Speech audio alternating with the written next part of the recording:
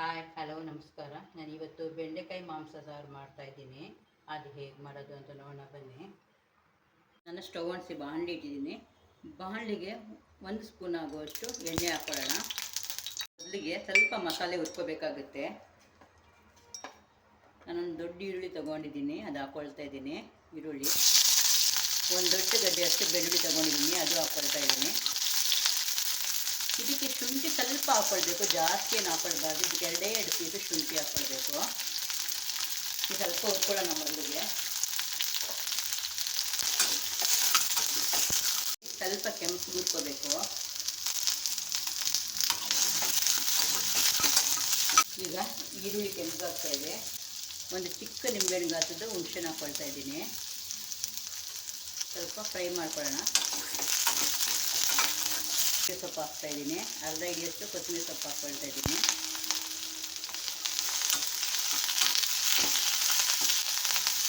ನಾನು 2 medium size ಟಮಾಟೆನ ಹಾಕ್ಕೊಳ್ತಾ ಇದ್ದೀನಿ.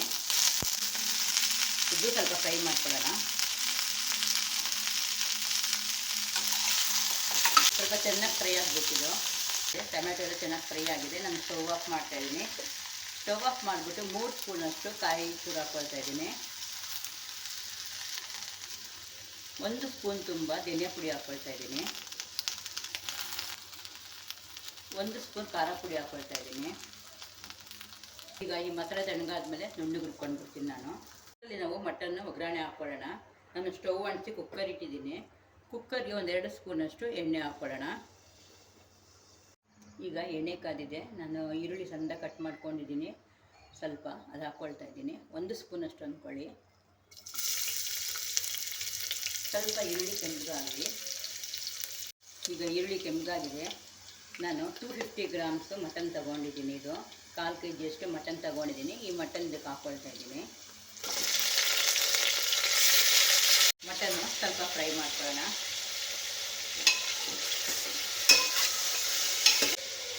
ಮಟನ್ಗೆ 1/4 ಸ್ಪೂನಷ್ಟು ಅರಿಶಿನ ಪುಡಿ ಹಾಕ್ಕೊಳ್ತಾ ಇದ್ದೀನಿ. ಸ್ವಲ್ಪ ಉಪ್ಪು ಹಾಕ್ಕೊಳ್ತಾ ಇದ್ದೀನಿ. ಈಗ ಸ್ವಲ್ಪ ಫ್ರೈ ಮಾಡ್ಕೊಳ್ಳೋಣ ಇದು. ಈಗ ನಾನು ಕುಕ್ಕರ್ ಮುಚ್ಚಳ ಮುಚ್ಚಿ 2 ವಿಷಲ್ ತಗೊಳ್ಳಿ. ನೀರೇನು ಹಾಕೋದು ಬೇಡ. ಮಟನ್ನಲ್ಲಿ ನೀರಿರುತ್ತಲ್ಲ ಅದೇ ಬೆಂದೋಗ್ಬಿಡುತ್ತೆ. ಈಗ 2 ವಿಷಲ್ ಬರೋವರೆಗೂ ಬಿಡೋಣ. ಅಷ್ಟರಲ್ಲಿ ನಾನು ಮಸಾಲೆ ರುಬ್ಕೊಂಡು ಬರ್ತೀನಿ. ಈಗ 2 ವಿಷಲ್ ಆಗಿದೆ. ನಾನು ಸ್ಟವ್ ಆಫ್ ಮಾಡ್ತಾಯಿದ್ದೀನಿ. ಈಗ ವಿಷಲ್ ಹೋಗಿದೆ. ಕುಕ್ಕರ್ ಮುಚ್ಚಳ ತೆಗೆಯೋಣ. ನೋಡಿ ಮಟನಲ್ಲಿ ಎಷ್ಟು ನೀರು ಇರುತ್ತೆ, ಎಷ್ಟು ಬಿಟ್ಕೊಂಡಿದೆ ನೋಡಿ.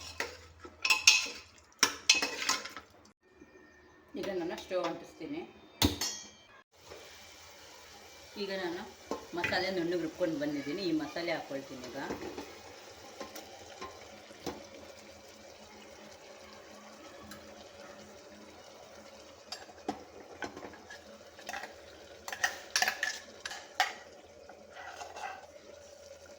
ಮಸಾಲೆ ಫ್ರೈ ಆಗೋದು ಬಿಡ, ಯಾಕಂದರೆ ನಾವು ಮಸಾಲೆ ಮುಂಚೆನೇ ಹುರ್ಕೊಂಡಿದ್ವಲ್ಲ, ಅದಕ್ಕೇ. ತುಂಬ ಸಖತ್ ಟೇಸ್ಟಿಯಾಗಿರುತ್ತೆ. ನಮ್ಮೂರ ಕಡೆ ಎಲ್ಲ ತರಕಾರಿ ಹಾಕಿ ಮಾಂಸ ಸಾರು ಮಾಡ್ತಾರೆ. ನಮ್ಮೂರು ಮೈಸೂರು. ಇದಕ್ಕೆ ಜಾಳ ತೊಳೆದಿರೋ ನೀರು ಹಾಕ್ಕೊಳ್ತಾ ಇದ್ದೀನಿ.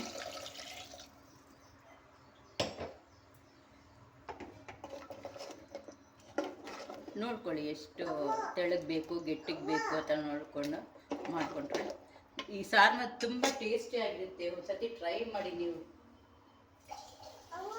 ಒಂದ್ಸತಿ ಟ್ರೈ ಮಾಡಿ ಕಮೆಂಟ್ ಮಾಡಿ ಚೆನ್ನಾಗಿದೆಯೋ ಇಲ್ವೋ ಅಂತ. ನೋಡ್ಕೊಳ್ಳಿ ನಿಮ್ಗೆ ಗಟ್ಟಿ ಎಷ್ಟು ಬೇಕು, ತೆಳುವಾಗಿ ಬೇಕಾ ಗಟ್ಟಿಯಾಗಬೇಕಾ ಅಂತ ಮಾಡ್ಕೊಳ್ಬೋದು. ಇದು ಅನ್ನಕ್ಕೆ, ಮುದ್ದೆಗೆ ಎಲ್ಲದಕ್ಕೂ ಚೆನ್ನಾಗಿರುತ್ತೆ. ಇದಕ್ಕೆ ಚಕ್ಕೆ ಲವಂಗ ಏನು ಹಾಕಲ್ಲ ಇದಕ್ಕೆ, ಈ ಸಾರಿಗೆ. ಆಗಲೂ ಸ್ವಲ್ಪ ಉಪ್ಪು ಹಾಕಿದೆ, ಇವಾಗ ಸ್ವಲ್ಪ ಉಪ್ಪು ಹಾಕ್ತಾ ಇದ್ದೀನಿ. ನೋಡ್ಕೊಂಡು ಹಾಕ್ಕೊಳ್ಳಿ ಉಪ್ಪು. ಈಗ ನಾನು ಇದೊಂದು 2 ವಿಷಲ್ ತಗೊಳ್ತೀನಿ.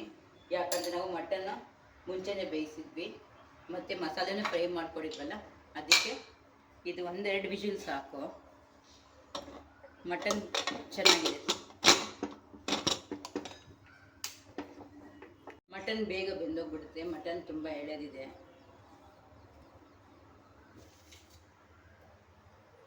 ಈಗ ಒಂದೆರಡು ವಿಜಿಲ್ ತಗೊಳ್ಳೋಣ.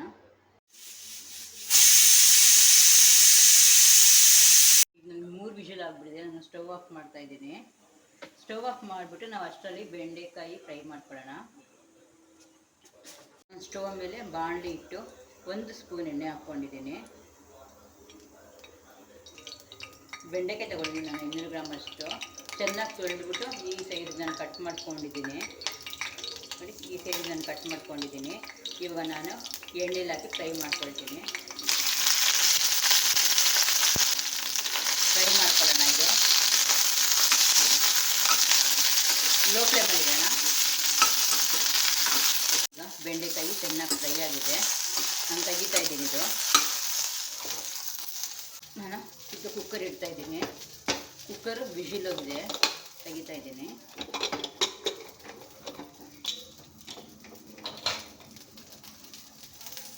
ಹಾಗೆ ಸ್ವಲ್ಪ ಫ್ಲೇಮಲ್ಲಿ ಇಡಿ.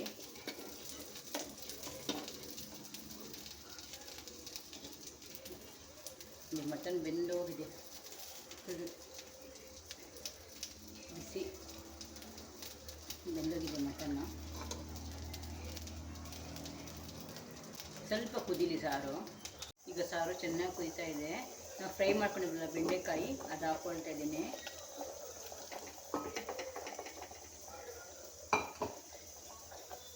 ಬೆಂಡೆಕಾಯಿ ಹಾಕಿ ಒಂದು ಸರ್ತಿ ಮಿಕ್ಸ್ ಮಾಡಿಬಿಟ್ಟು ಒಂದು 5 ನಿಮಿಷ ಲೋ ಫ್ಲೇಮಲ್ಲಿ ಇಡೋಣ.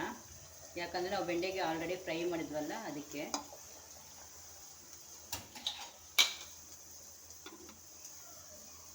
ಐದು ನಿಮಿಷ ಆಗಿದೆ. ಲಾಸ್ಟಲ್ಲಿ ನಾನು ಸ್ವಲ್ಪ ಗರಂ ಮಸಾಲ ಹಾಕ್ಬಿಟ್ಟು 1/4 ಸ್ಪೂನಷ್ಟು ಗರಂ ಮಸಾಲ ಹಾಕ್ತೀನಿ. ಇದಕ್ಕೆ ಮಸಾಲ ಹಾಕಿ ಒಂದ್ಸರಿ ಮಿಕ್ಸ್ ಮಾಡಿಬಿಟ್ಟು ಸ್ಟವ್ ಆಫ್ ಮಾಡಿಬಿಡೋಣ. ನಾನು ಸ್ಟವ್ ಆಫ್ ಮಾಡಿ ಸರ್ವ್ ಮಾಡ್ಕೊಳ್ತೀನಿ. ನಾನು ಬಿಸಿ ಅನ್ನದ ಜೊತೆಗೆ ಬೆಂಡೆಕಾಯಿ ಮಾಂಸ ಸಾರು ಸರ್ವ್ ಮಾಡ್ಕೊಳ್ತಾ ಇದ್ದೀನಿ. ಈ ಬೆಂಡೆಕಾಯಿ ಮಾಂಸ ಸಾರು ಮಾಡೋ ರೀತಿ ನಿಮಗೆ ಇಷ್ಟ ಆದಲ್ಲಿ ಪ್ಲೀಸ್ ಲೈಕ್ ಆ್ಯಂಡ್ ಶೇರ್ ಮಾಡಿ. Thank you. ತುಂಬ ಟೇಸ್ಟಿಯಾಗಿರುತ್ತೆ. ಒಮ್ಮೆ ಟ್ರೈ ಮಾಡಿ ನೀವು.